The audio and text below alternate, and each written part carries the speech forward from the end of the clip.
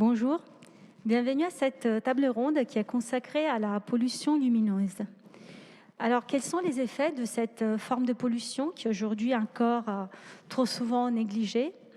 Que peuvent faire les pouvoirs publics et les acteurs privés pour l'adresser au moment où elle intéresse de plus en plus les citoyens? Ce sont les questions que nous allons aborder ce matin. Nous avons 4 invités.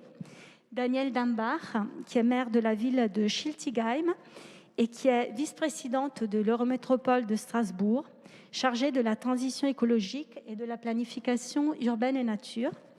Nous avons en visio Hélène Delmas, qui est responsable du pôle ingénierie écologique auprès de la Direction développement durable d'Eiffage. Nous avons Anne-Marie Ducroux, qui est présidente de l'Association nationale pour la protection du ciel et de l'environnement nocturne, et Christophe Najdowski, qui est adjoint à la maire de Paris, chargé de la végétalisation de l'espace public, des espaces verts, de la biodiversité et de la condition animale. Anne-Marie Ducroux, je vais commencer par vous poser une question à vous, parce que votre association se bat depuis très longtemps contre la pollution lumineuse. Pourquoi? Quels sont aujourd'hui les effets pernicieux de cette forme de pollution dont on parle encore trop peu? Oui, effectivement. Merci déjà pour cette invitation. Nous, ça fait plus de 20 ans que nous développons une expertise sur ce sujet, que nous avons en quelque sorte lancé l'alerte sur un enjeu qui était totalement méconnu. D'ailleurs, quand nous avons commencé, nous étions pris pour des farfelus, puis nous avons commencé à être un peu combattus quand finalement les acteurs économiques se sont rendus compte que les collectivités commençaient à nous écouter et trouvaient de l'intérêt à nos recommandations.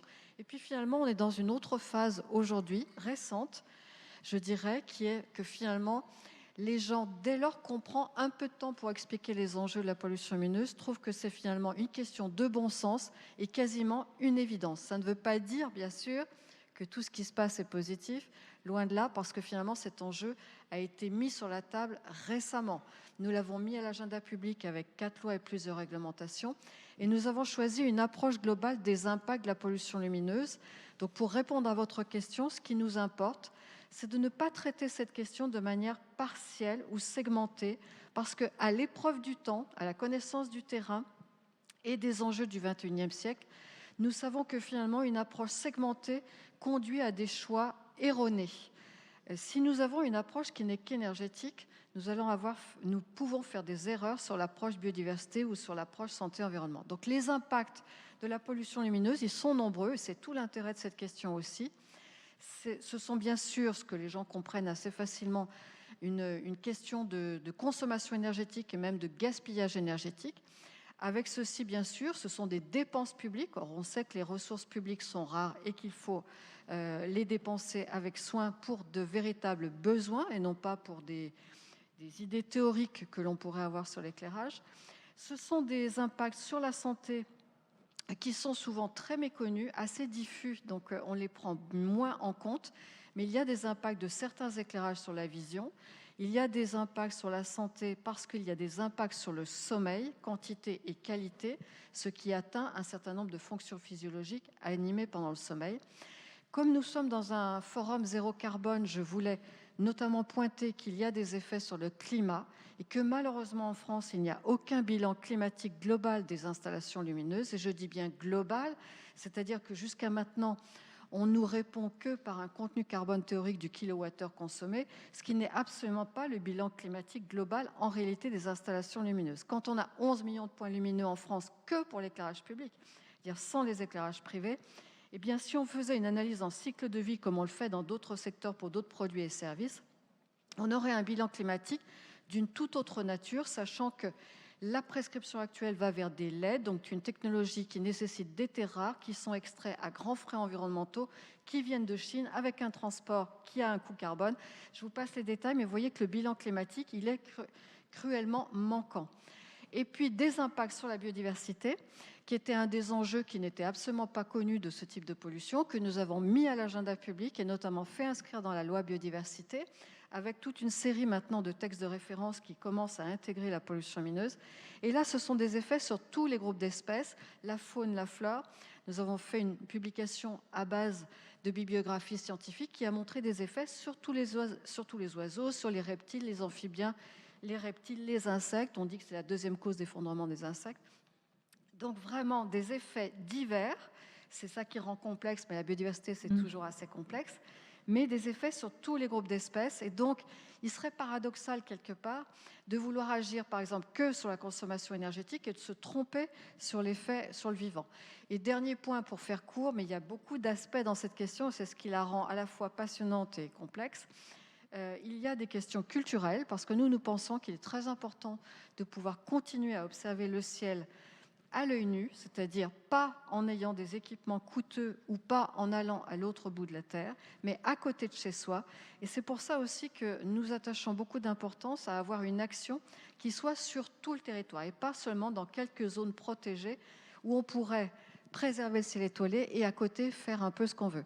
Donc beaucoup d'enjeux qui pour nous sont pas du tout les enjeux d'un autre siècle, sont véritablement les enjeux du 21e, pour lequel nous avons des engagements internationaux et des engagements nationaux. Merci beaucoup.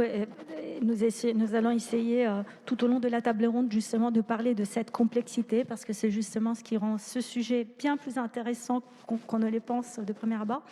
Mais Daniel Lambach, donc, la ville de Schiltigheim fait figure de pionnière sur ce sujet. L'Eurométropole de Strasbourg s'engage aussi. Qu'est-ce que vous faites aujourd'hui pour aborder la pollution lumineuse ? Alors déjà, bonjour à toutes et à tous. Merci pour cette invitation. C'est vrai que c'est un sujet extrêmement important sur lequel nous nous sommes penchés depuis plus d'un an dans le cadre d'un groupe. On l'appelle le groupe Climat des mers.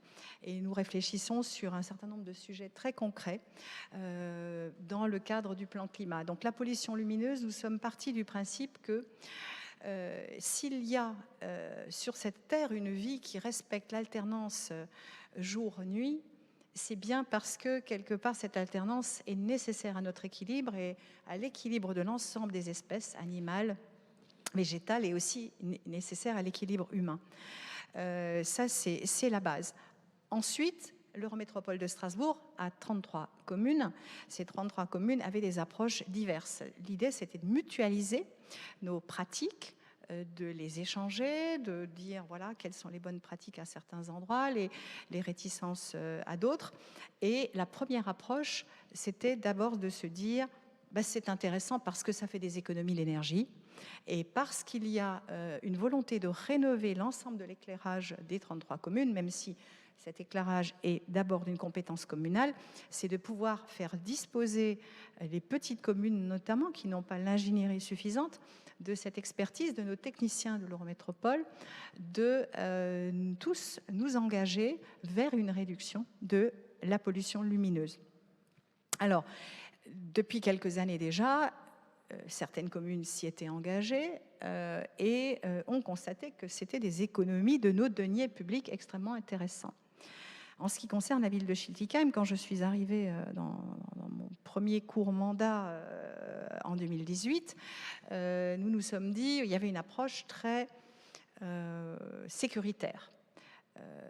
Vous n'allez pas éteindre la nuit, il y a l'insécurité qui va gagner du terrain.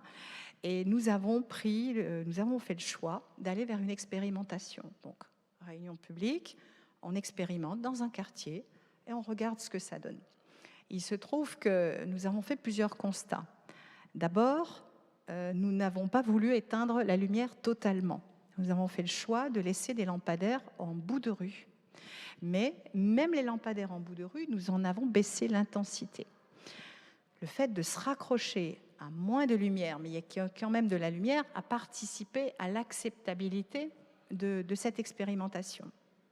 Donc les retours ont été plutôt positifs, ce qui fait que nous avons étendu cette expérimentation à d'autres secteurs de la ville et jusqu'à arriver à l'extinction totale dans les parcs publics, notamment, là où la biodiversité est extrêmement importante, où le monde animal et végétal est touffu. Et dans l'ensemble, la plupart des communes de l'Eurométropole, certaines, 4 d'entre elles sur 33, ont une extinction totale toutes les nuits de 23h à 5 ou 6h du matin. La plupart éteignent partiellement.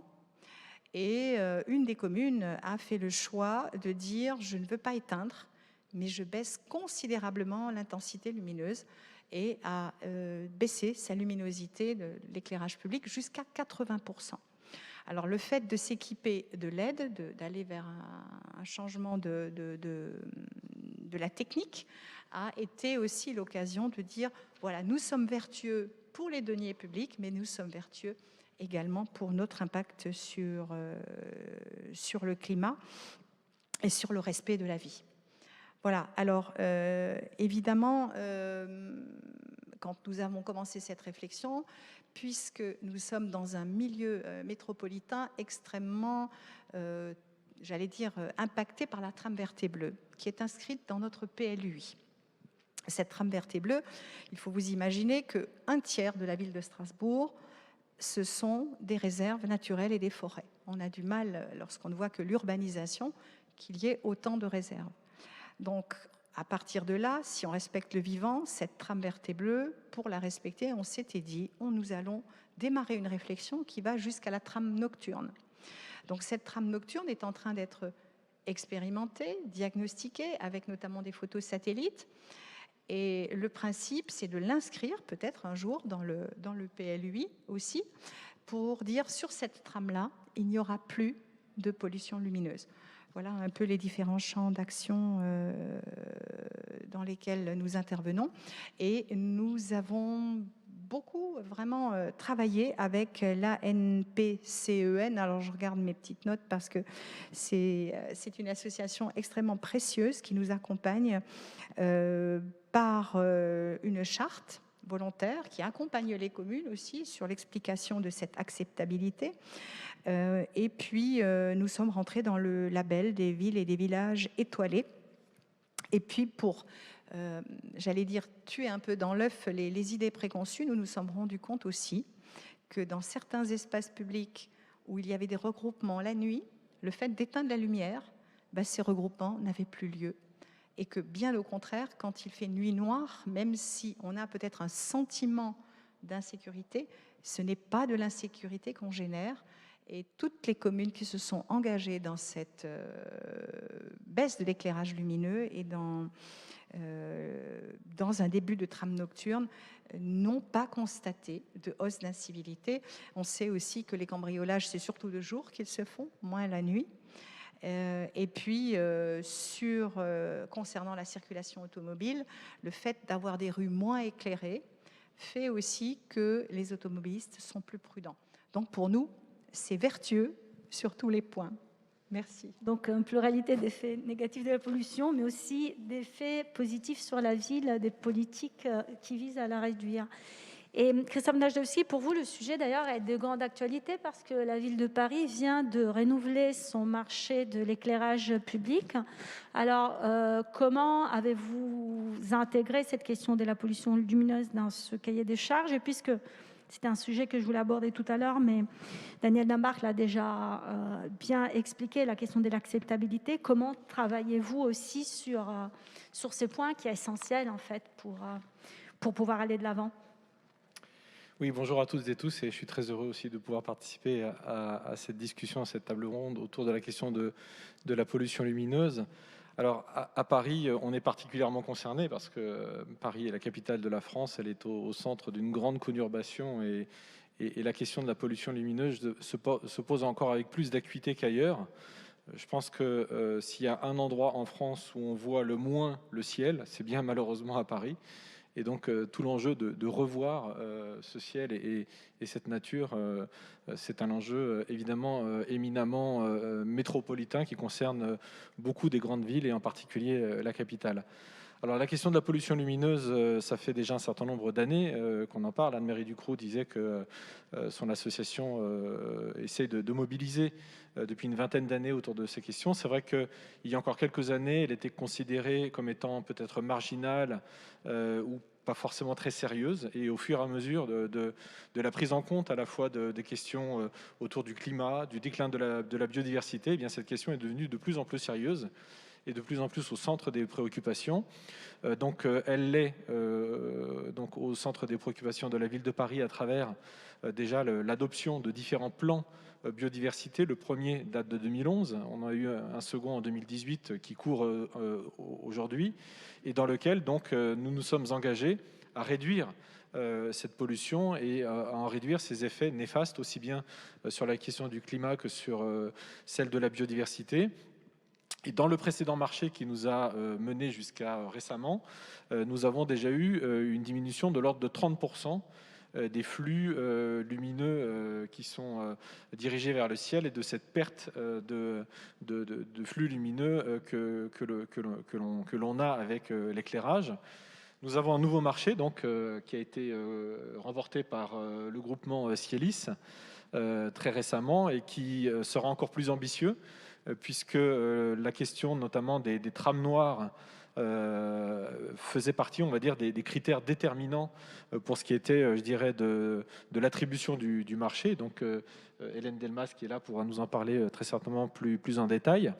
Donc, on va essayer de jouer à travers plusieurs variables dans ce plan, qui est un plan d'éclairage public, mais dans lequel on vise un objectif d'intégration à la fois d'objectifs en termes de climat, sur la réduction des consommations énergétiques et aussi des objectifs en termes de biodiversité.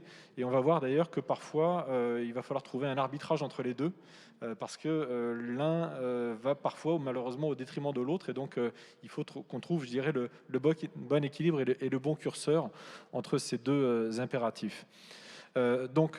Ça veut dire qu'on va travailler sur la question de la diminution du nombre de points lumineux avec cette question de l'acceptabilité, notamment par les habitants. Donc il y a tout un travail de pédagogie à faire. Et de ce point de vue-là, l'expérience qui est déjà celle de Schiltigheim, par exemple, pourra nous être aussi très, très utile.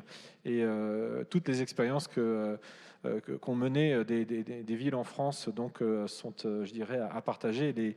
Toutes les bonnes pratiques qu'il peut y avoir sont aussi à partager pour mettre en œuvre une politique qui vise à réduire cette pollution lumineuse. On peut jouer aussi sur la question de la couleur et de l'intensité de la lumière. Ça en fait partie. C'est aussi la question de l'orientation de la lumière vers le ciel, avec notamment ces fameux flux de lumière qui sont perdus aujourd'hui et qui peuvent être diminués. Donc il y a certainement des solutions techniques aussi à travailler. Et ce que nous prévoyons de faire également à l'occasion de ce nouveau plan, c'est de publier ce que l'on appelle des des ortholuminaux-plans. Excusez-moi, je ne maîtrise pas encore bien le terme. Donc, nous voulons publier plusieurs ortholuminaux-plans. Alors, ce sont des photographies qui sont prises depuis le ciel et qui permettent de visualiser justement les points lumineux. Elles permettent notamment de distinguer l'éclairage public et l'éclairage privé, puisque l'éclairage privé compte d'ailleurs aussi pour beaucoup, malheureusement, dans la pollution lumineuse. Je crois que c'est 58% de l'origine de la pollution lumineuse qui vient de l'éclairage privé. Et ça, on pense que ces ortholuminaux-plans vont être à la fois un outil de sensibilisation du public et qui vont nous permettre aussi, si on prend à date, je dirais, c'est année après année, et que l'on constate une diminution de la pollution lumineuse, ce sera aussi un moyen de montrer que concrètement, donc, on arrive à progresser sur le sujet. Et puis, ce sera aussi un moyen de quantifier justement l'impact de la pollution lumineuse sur la biodiversité, qui fait partie d'ailleurs de mes attributions. On mène des expérimentations avec des associations. Je citerai par exemple une association qui s'appelle Noé, avec laquelle nous travaillons aujourd'hui et où nous quantifions les populations de papillons de nuit. On s'est rendu compte que, vous savez, les papillons de nuit, on sait comment ils fonctionnent. Ils se regroupent autour des points lumineux la nuit. Et en fait, on s'est rendu compte que la pollution lumineuse avait un effet extrêmement négatif sur ces populations et qu'elle les détruisait massivement.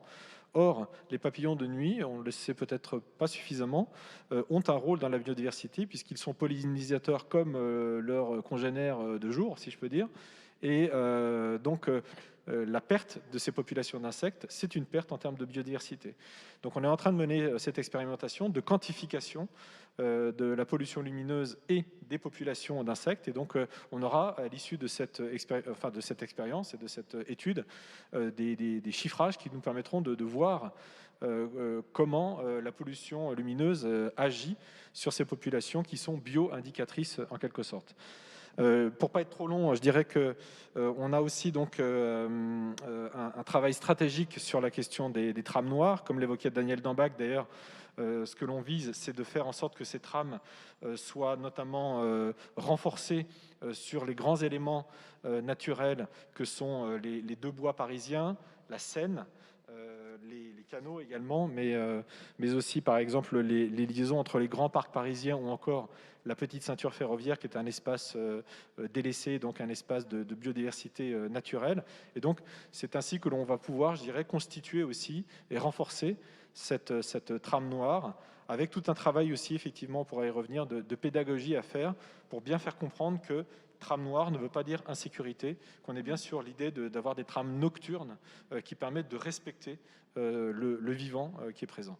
Il y a plusieurs choses déjà dans cette première description de ce qui est fait, sur lesquelles on va revenir pour approfondir justement. Mais d'abord, je voulais donner la parole à Hélène Delmas, parce que c'est justement le groupe Eiffage qui, avec Cité L'Homme, a remporté le marché de l'éclairage public de la ville de Paris.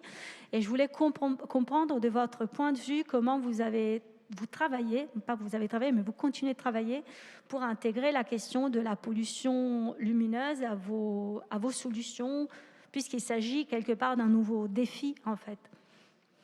Bonjour à tous, et également je suis très contente d'être parmi vous, même si c'est à distance. Je me devais de respecter un certain isolement. Alors effectivement, au niveau du groupe Eiffage, on se veut apporteur de solutions et facilitateur de mise en œuvre d'enjeux stratégiques. Et j'appartiens à la direction du développement durable et de l'innovation transverse, et on intervient vraiment en appui justement de nos branches métiers, et notamment de la branche Eiffage Énergie Système. Et c'est vrai qu'on a, pour nous, ce défi de la pollution lumineuse est un défi avant tout lié à la biodiversité. Et au niveau de la direction, on est là pour porter notamment les engagements et les ambitions assez élevées en termes de biodiversité. Mais on n'a pas qu'un rôle finalement de traduction de politique et de stratégie, mais d'intervenir aussi au cœur de certains projets, notamment les projets les plus sensibles et les plus complexes en termes d'enjeux. La ville de Paris, effectivement, est vraiment l'exemple le plus frappant de complexité, effectivement, parce que, on l'a dit, la pollution lumineuse, on va plus parler de rechercher à créer une trame sombre, une trame nocturne, mais pas forcément une trame noire, tant la pollution lumineuse est forte et les besoins en éclairage sont forts malgré tout. On va intervenir, en fait, de plusieurs manières. Alors d'abord en interne, on va porter les solutions de formation et de sensibilisation auprès de nos opérateurs, de nos collaborateurs en phase études et en phase chantier. Et puis très concrètement, quand on est au cœur des projets et qu'on vient appuyer les équipes, on va effectivement favoriser la mise en œuvre de solutions très concrètes et très techniques. On les a abordées un tout petit peu déjà, mais comme diminuer effectivement les flux lumineux qui vont vers le ciel. La nouvelle réglementation de décembre 2018, c'est devenu un enjeu très réglementaire, tout simplement, de supprimer tous les flux lumineux qui vont vers le ciel et même les flux lumineux horizontaux, pour ne garder que des types de luminaires qui permettent en fait un éclairage vers le sol. Donc on va travailler sur ces sujets-là pour Paris, mais on travaille bien sûr avec toutes les autres collectivités dans toute la France. À Tours notamment, on a mis en place pas mal d'éclairages de ce type. On a tout ce qui concerne effectivement la gradation de couleurs, et on a vu que les ampoules plus orangées et plus jaunes forcément vont être moins impactantes. Donc comme l'a dit M. Najarowski, c'est vrai que ça va être tout l'enjeu de trouver le juste milieu entre une moindre consommation énergétique et un impact biodiversité qui sera quand même raisonnable, respectable. On a des systèmes astucieux. En fait, nous, on a pris conscience que la synergie entre nos métiers va être nécessaire pour répondre à cet enjeu de la pollution lumineuse. Par exemple, on a une solution qui s'appelle Luciole, qui fait intervenir notre branche Eiffage Route et notre branche Eiffage Énergie Système, puisqu'on va mettre en place des luminaires qui sont d'abord adaptés à la réglementation et qui vont allumer vers le sol, et qui vont permettre, par des détections de présence, d'allumer uniquement quand il y a des passages sous ces luminaires. Et en même temps, cette solution prévoit des revêtements routiers plus clairs qui vont réduire le besoin en luminosité. Et donc, le total de ça va non seulement permettre une réduction des coûts énergétiques, ça c'est sûr, mais va favoriser la réduction de la pollution lumineuse pour ne viser que l'éclairage au juste besoin. Et puis enfin, on a aussi des solutions qui mettent en œuvre des partenariats intéressants, comme Luminochrome. C'est des solutions complémentaires plutôt. Par exemple, c'est de la peinture photoluminescente qu'on va mettre en place sur certaines voies où on va supprimer les points lumineux et ne garder qu'un cheminement lumineux par de la peinture qui va être comme n'importe quel outil phosphorescent. Ouais, parce que Voilà, donc c'est tout un tas de solutions techniques. Oui, parce que ce qui est intéressant, ce qui émerge de votre intervention, c'est que vos solutions vont au-delà de la branche énergie d'Eiffage, mais intéressent finalement tous les métiers de la ville. Donc Oui, ça, c'est extrêmement intéressant. Tout à fait.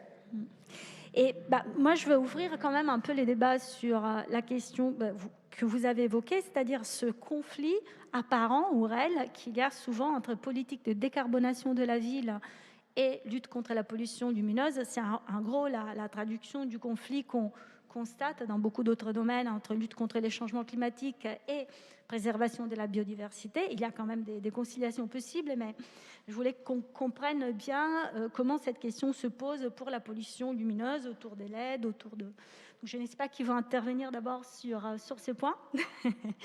Vous avez évoqué tout à l'heure la question du bilan climat global de l'éclairage en France. En fait, c'est étroitement lié. Alors, j'ai essayé de le dire, mais très très brièvement. Nous, on a privilégié une approche globale des impacts de la pollution lumineuse. Et au fil du temps, cette approche qui a été plus difficile à expliquer, plus difficile à installer et plus difficile à être comprise, y compris par les textes publics, finalement, elle se révèle à l'épreuve du temps et du terrain beaucoup plus cohérente. Parce que quand on fait un choix, il faut peut-être rappeler ça pour ceux qui ne connaissent pas complètement les questions, quand on fait un choix d'éclairage extérieur, par exemple d'éclairage public, on le fait pour 20 à 30 ans. Donc, si on ne fait pas le bon choix aujourd'hui, on aura des impacts négatifs pour 20 à 30 ans, renouvelle cette séquence systématiquement. Moi, ce que je constate, c'est qu'il y a vraiment, j'ai essayé de le dire, quand on a une approche segmentée, parce que d'où on vient, faisons un peu schématique, pardon, pour raccourcir un peu la perspective, mais en gros, les élus ont été un peu dépossédés de la réflexion sur cette question parce qu'on a technicisé énormément cette question et donc n'ont plus réfléchi aux finalités de l'éclairage ou n'ont plus eu la capacité à faire des cahiers des charges dans lesquels ils exprimaient leurs véritables objectifs. Nous, on a énormément insisté pour que les élus reprennent possession du sujet avec beaucoup de bon sens, un peu moins de technique et quelque part, c'est redonner aussi la maîtrise du sujet aux citoyens. Ce qu'on a constaté, c'est que beaucoup d'acteurs confondent énergie et lumière. Et je l'ai un peu entendu, notamment dans l'architecture du cahier des charges de Paris. D'ailleurs, l'objectif est bien, si je me souviens bien, 30% ou quelque chose comme ça d'économie d'énergie, mais ce n'est pas un objectif qui a été fixé en réduction de la quantité de lumière. Et ça change tout. Parce que si vous avez un objectif énergétique, vous aurez une prescription qui ira vers des LED à coup sûr, parce que c'est ce que le marché prescrit aujourd'hui. D'ailleurs, Eiffage l'a en partie dit. Mais si vous multipliez les LED, eh bien, vous aurez des effets, par exemple, sur la santé, la vision et sur la biodiversité qui doivent être conjugués. Donc, nous, on a une approche très différente. Par exemple, on dit, quand on se fixe un objectif de pollution lumineuse, il faudrait se fixer un objectif de quelle est la quantité de lumière émise artificiellement la nuit et suivre cet indicateur. Parce que si vous suivez cet indicateur, vous aurez des effets sur tous les sujets, climat, énergie, biodiversité, etc. Tandis que si vous fixez l'objectif énergétique, vous n'aurez pas forcément les effets sur la réduction de la lumière. Et même c'est pire, je vais revenir parce qu'il y a un effet rebond des dernières technologies comme les LED qui contribuent à la pollution lumineuse, voire qui l'augmentent, et on le sait maintenant scientifiquement. Donc, vous voyez, il faut avoir vraiment le bon indicateur en se fixant le bon objectif.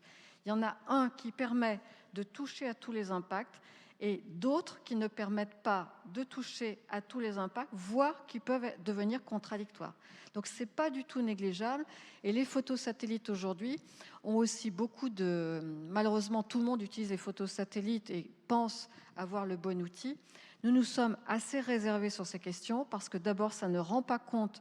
Un point de vue à la verticale d'un point ne rend pas compte de la pollution lumineuse terrestre, c'est-à-dire là où sont les effets sur le vivant, que ce soit les humains ou la biodiversité.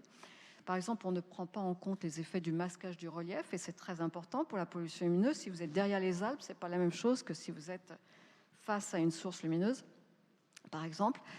Donc, ces points de vue satellitaires ne rendent que très mal compte de la réalité de la pollution lumineuse, au mieux d'une sorte de densité d'équipements électriques, ce qui n'est pas du tout la même chose.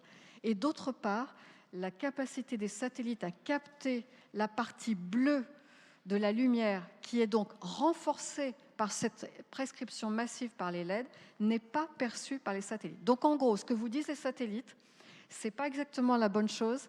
Et d'autre part, c'est très sous-estimé par rapport à l'effet rebond des LED sur l'augmentation de la pollution lumineuse, contrairement à ce qu'on explique.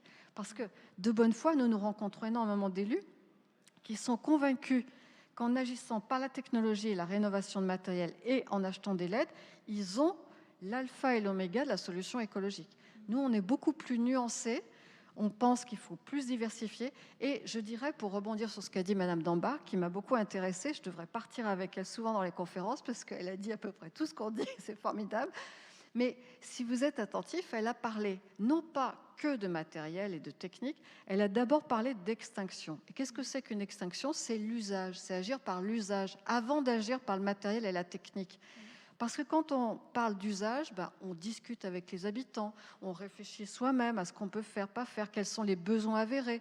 Et donc, on agit beaucoup par les usages et nous, on prétend que c'est une des premières solutions dans une gradation de réponse à utiliser parce qu'elle est de bon sens, simple, quasiment sans coût et dont on a les effets immédiatement en termes de réduction de la lumière émise, en termes de consommation énergétique, en termes de biodiversité, etc. Vous voyez, elle a parlé d'usage, d'expérimentation. Nous, on pense que c'est la bonne façon de progresser. Ça permet de dialoguer avec les habitants. Le dialogue, c'est aussi important que la technique pour l'acceptabilité de ces questions. Et elle a notamment parlé des outils un peu que nous promouvons, c'est-à-dire la trame nocturne que nous avons fait rentrer dans la loi biodiversité, puisque bizarrement, cette politique nationale était conçue de manière tacite, de manière diurne et pas du tout nocturne. Donc il a fallu inscrire l'idée qu'il y avait un paradoxe à créer des trames vertes et bleues dans lequel on aurait maintenu un éclairage la nuit, mais personne n'y réfléchissait. C'était un impensé en quelque sorte.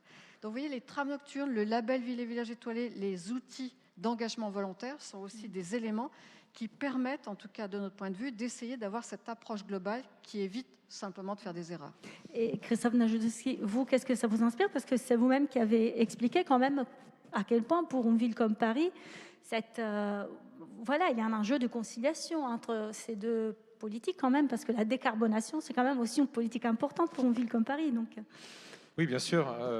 Et j'ai envie de dire qu'en écoutant les débats, on a besoin de l'expertise de tous, de l'expertise d'usage des citoyens, de l'expertise technique aussi, quand même, des fournisseurs d'éclairage et les élus qui ne sont pas des spécialistes d'ailleurs, hein, sont là, je dirais, pour essayer de prendre un choix le plus éclairé possible, si je peux utiliser cette métaphore. Donc voilà. Mais la participation citoyenne, elle est essentielle aussi, parce que la question des trames noires, par exemple, on voit que la réaction première, ça peut être effectivement une réaction de refus ou de peur.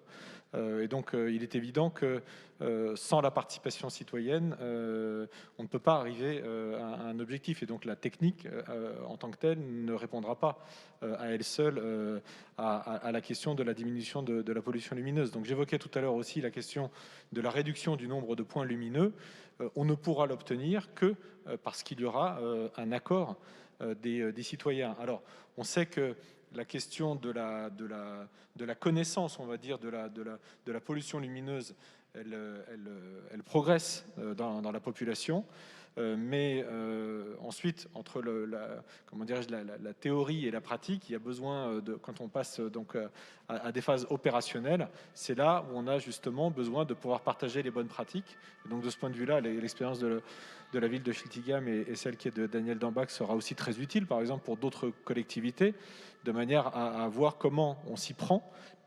Et donc, je trouvais très intéressant la façon dont vous avez décrit les choses presque rue par rue et comment on s'y prend pour justement faire en sorte d'améliorer l'acceptabilité et de parvenir à cet objectif qui est celui de la réduction de la pollution lumineuse.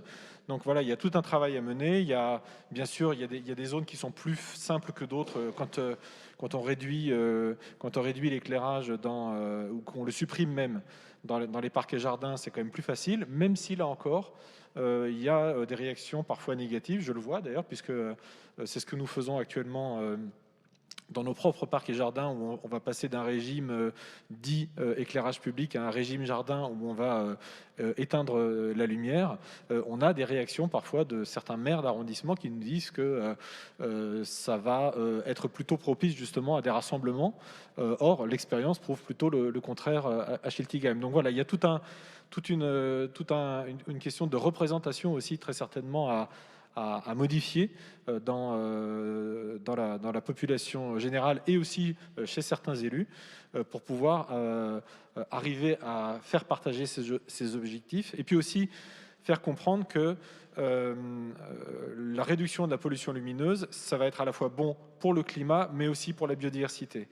Et que dans l'arbitrage qu'on va être obligé de trouver entre l'un et l'autre, parce que si on rentre un petit peu dans la technique, et je ne suis pas du tout spécialiste, mais je sais que, puisque c'est quelque chose qu'on m'a expliqué, que si on joue sur la température et la couleur de l'éclairage, eh bien, on n'a pas forcément les mêmes impacts en termes de biodiversité qu'une couleur plus chaude et meilleure pour les populations, pour la faune et la flore en règle générale, mais qu'elle est plus énergivore par ailleurs.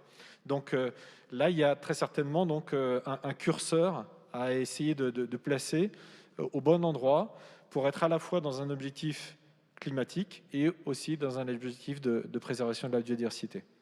Il y a aussi un sujet que vous avez évoqué tout à l'heure et que je voudrais soulever.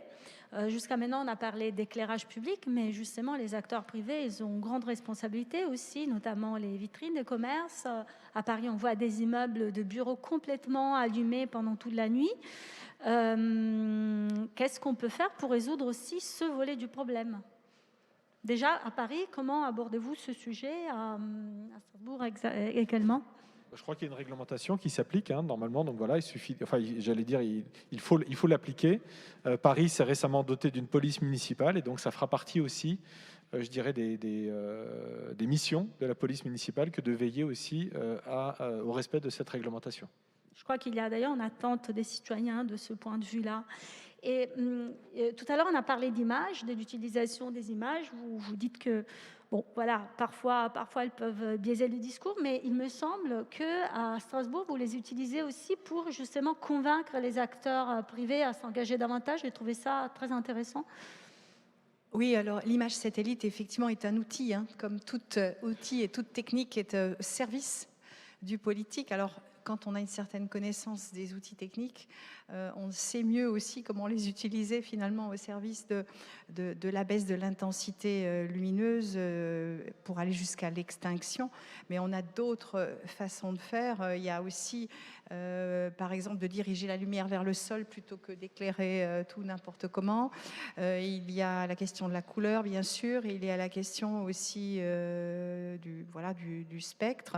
Et c'est important quand on accompagne les habitants, quand on accompagne les entreprises privées, d'être au plus près de les écouter dans leurs besoins et de dire, ben voilà, mais nous voulons aller dans ce sens-là, pour une double raison, économie des deniers, économie d'énergie, mais aussi respect du vivant, hein, parce que c'est ça qui nous intéresse le plus, c'est ce respect du vivant.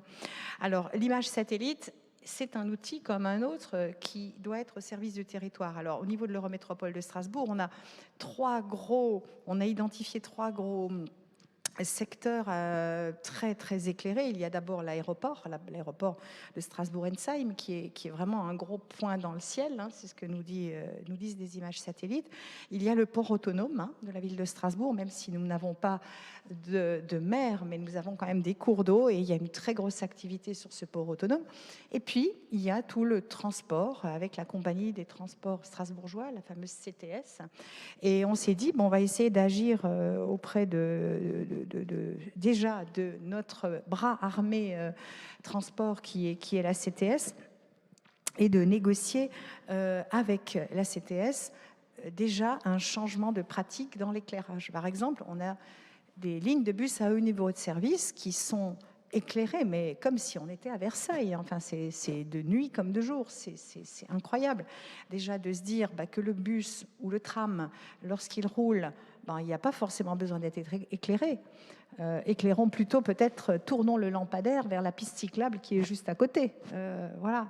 Et mettons une détection lorsqu'il y a passage et pas un éclairage intempestif. Voilà, donc la CTS a accepté de jouer le jeu.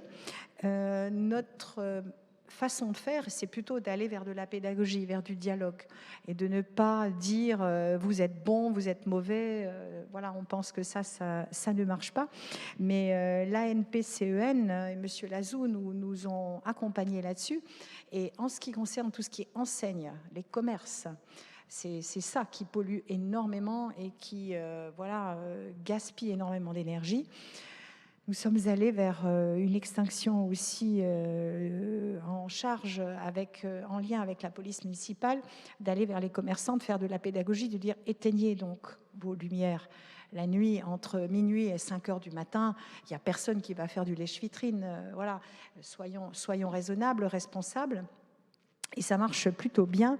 Et en gros, les 2/3 des enseignes respectent cette extinction totale la nuit. Alors évidemment, sur la ville de Strasbourg, où il y a des enseignes fort nombreuses, c'est peut-être un petit peu plus difficile à faire appliquer, mais je pense que la pédagogie, revenir, aller au cas par cas, c'est quelque chose qui nous permettra de progresser ensemble. Alors, il y a une dernière question que je vous posais avant de terminer, parce que malheureusement, il nous reste très peu de temps. Mais pour convaincre les citoyens, pour convaincre aussi les acteurs privés, il y a la question de la mesure de l'efficacité de tous ces outils qu'on met en place. Vous l'avez évoqué tout à l'heure. Hein. Et je voulais demander à Hélène Delmas, parce que justement, il y a aussi une dimension technique. Voilà, qu'est-ce qu'on peut faire aujourd'hui, si vous pouvez... Ça a déjà été un peu évoqué, mais je pense que vous pouvez rentrer plus dans le détail. En fait, c'est vrai que ce qui nous a paru vraiment frappant quand on a commencé à travailler avec la ville de Paris, c'est justement que c'est vraiment du cas par cas. Et quand on parle de tram-son, quand on parle de réduction de la pollution lumineuse, c'est vrai qu'il y a des endroits qui vont être plus propices à vraiment expérimenter tout un tas de solutions.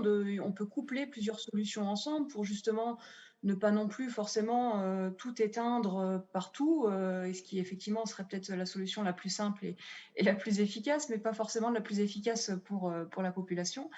Et donc, nous, on s'est rendu compte que cartographier la pollution lumineuse, c'était, oui, c'est vrai qu'on connaît bien les ortholuminoplans et en fait, ces fameuses photographies. Voilà, Thomas Pesquet récemment nous a montré des belles images un peu tristes de la pollution lumineuse qu'on pouvait avoir sur Paris, mais on n'arrive pas à aller dans le détail en fait.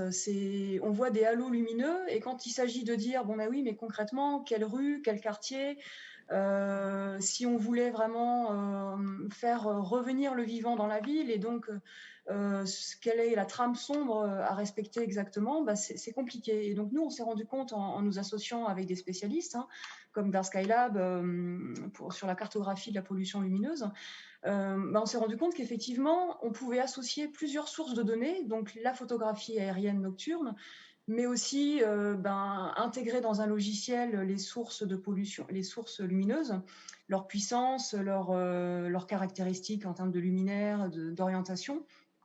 Et ça nous permettait de modéliser cette pollution, et donc pas forcément d'avoir une photographie de la réalité, mais justement de modéliser à travers une carte quel point lumineux, sur quel point lumineux on veut agir.